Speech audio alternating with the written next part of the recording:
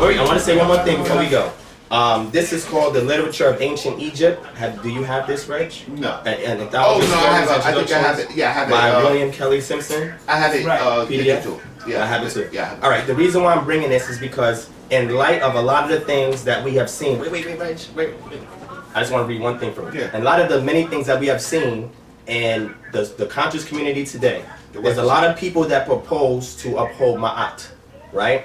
And when I ask these people, do you know of any of the didactic treatises of ancient Egypt? Absolutely not. They don't give me no references. So for me to be a Hebrew Israelite, yes, and to read this work, So, and only reason why I'm bringing it up is because in order for us to clean house, we have to establish the writings of the ancestors, right? You call them the ancestors, right? Yeah. We have to establish the writings, but the people don't know it and they don't read it. No, they cannot exemplify in their everyday life. They don't. So if you say if you're leading a commandment, strive for excellence in all that Yeah, you do, you so that no fault can be found in your character, and if you read all these scripts, every paragraph has ethical and moral a concept for every situation. Every instructions of ethical and moral. Most of the people in the Nile Valley don't read it, and then they do read it. If they do read this, they read it in English.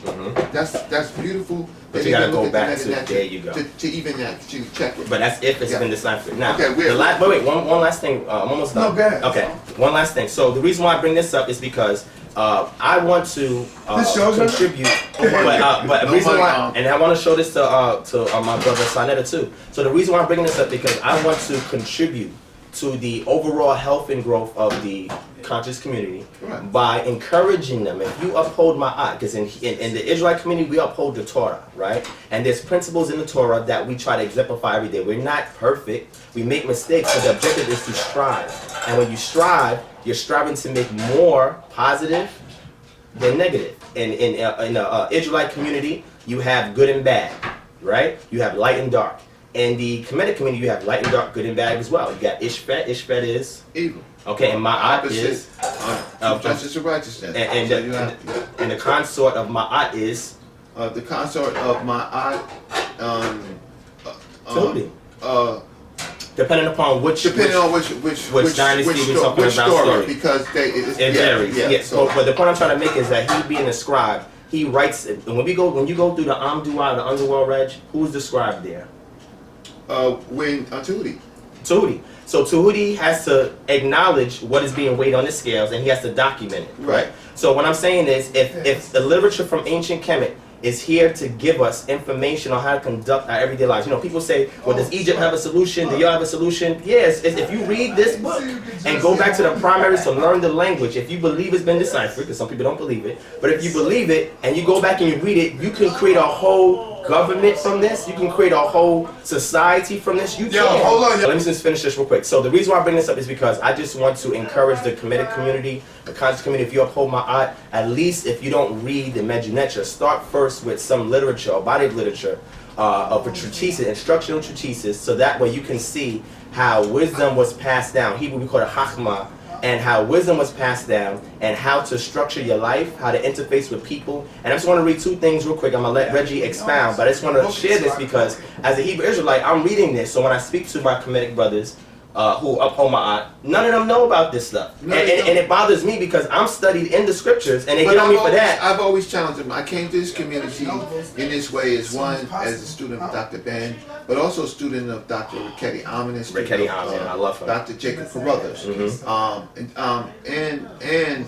kind of a student of Dr. Milana Karenga. Dr. Milana Karenga and Dr. Jacob Carruthers, I think with the help of Dr. Reggie, wrote the Hosea. Now the Hosea, but the Hosea is really Siahu and Heka, right? So, but they showing it to be Hosea. Now Hakma, right, is wisdom, but for us it's Heka. Heka, that's what I meant to say. Effective action. Thank you. And mind. That's what I meant to right? say. And we have a thing of Geruma, which is a person infused with mind, right? You have to be infused. The self-mastered person, Geru. Who's infused with mind. So you're right about that, and so we should read all of these books for ethical reasons. So you can build your inner self. We had those what? Yeah, I can order another one. It's not. But you gotta wear it though. So the thing about it, so you're gonna tell me. I just want to read something. So the thing is, you're gonna read it. I just want to read something real quick. What? From which book?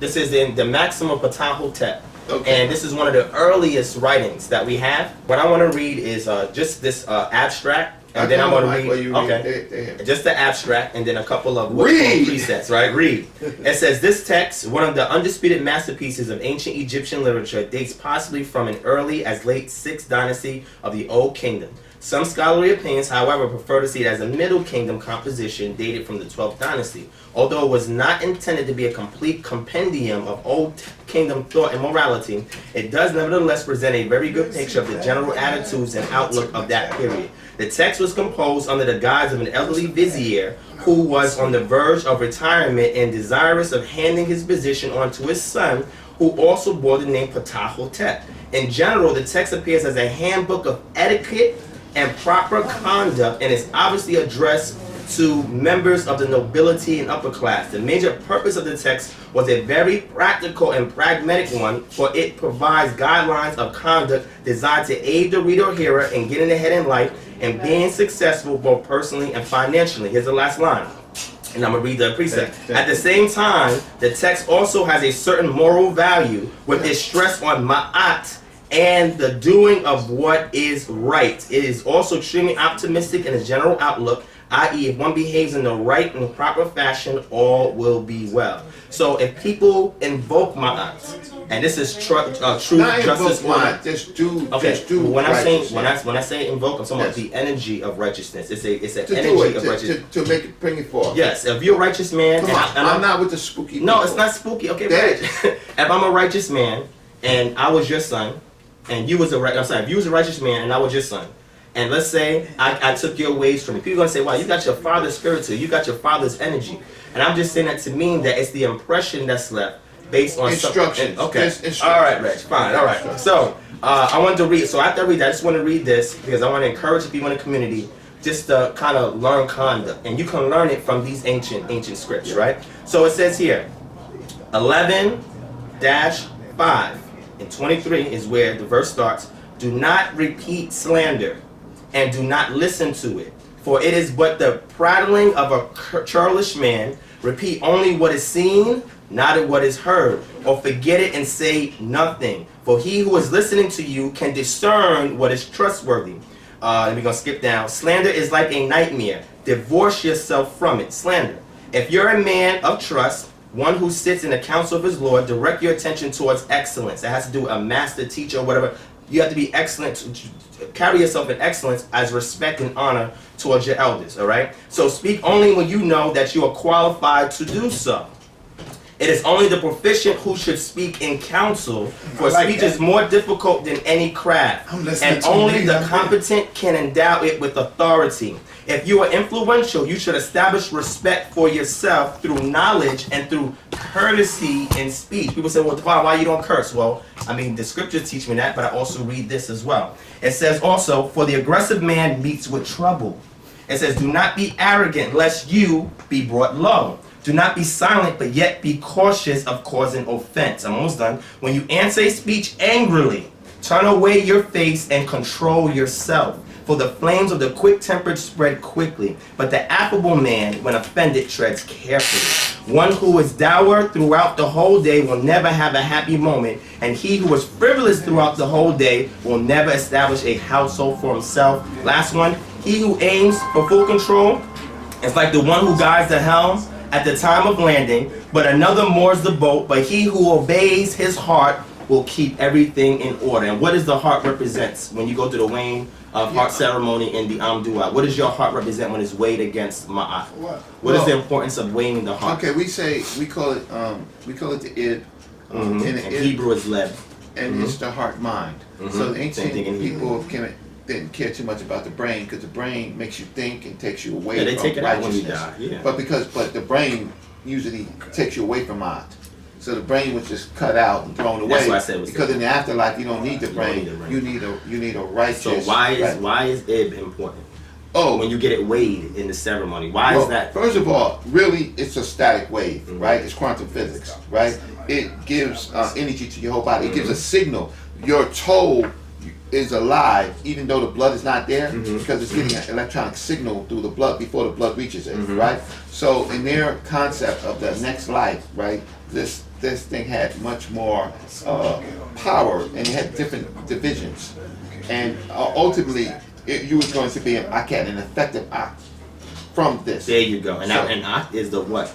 The spirit of light. Right, yeah. When you go into the realms of Ray, etc. Right. So and that's righteousness. That's your energy. So that's your quantum. That's your quantum self that you can world without ends. Exactly. Right? So what I'm saying is that's what the pyramid text is about. Before the ultimate, right? So you don't even get through the gates. So then there are situations where, but that's part of that's religious, but it's just right thinking. But it's right thinking. But what I'm saying is, but when your heart is even, because your heart can never be greater than Ma'at, right? But if your heart is balanced with Ma'at, then that means that you are a person who has strove to live a righteous life, and the purpose of these so-called confessions is for you to admit that you have striven to do a righteous life, but it comes from something that predates the actual eschatological text. Society had an edict in which people had to conduct themselves a particular way. So this was already known within the community. That's government, that's all, that's politics, right, and civics. So what I'm saying is, when we read this, if we are to compare ourselves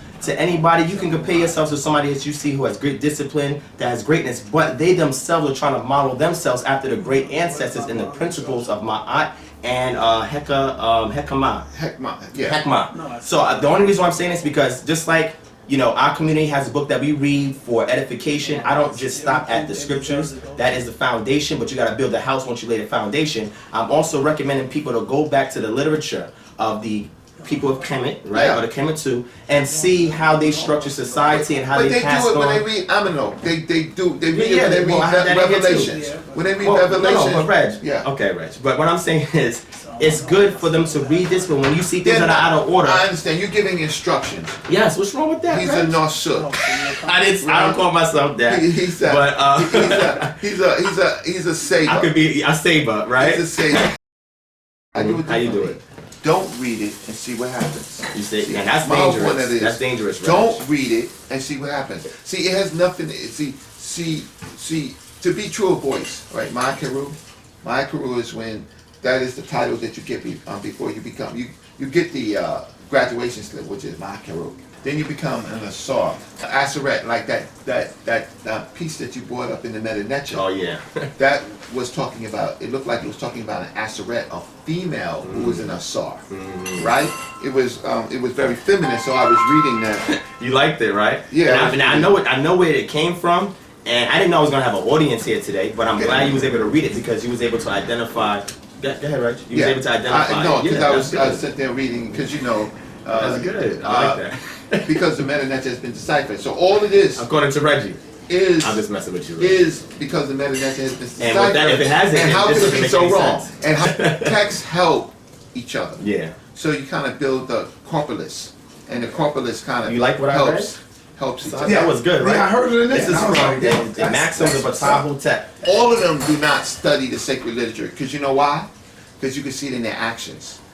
Right. The gossiping, the slander, right? Like. Now the text also tells you can defend yourself. Oh yeah. But you have to be the one offended before you respond. Never be the offender. Right. You can defend yourself. Somebody's attacking you. Yeah, you can defend yourself. It's not necessarily murder. Okay, so let's wrap it up, Reggie. My thing's about to die. Okay, so it was a pleasure. Yeah, it was great.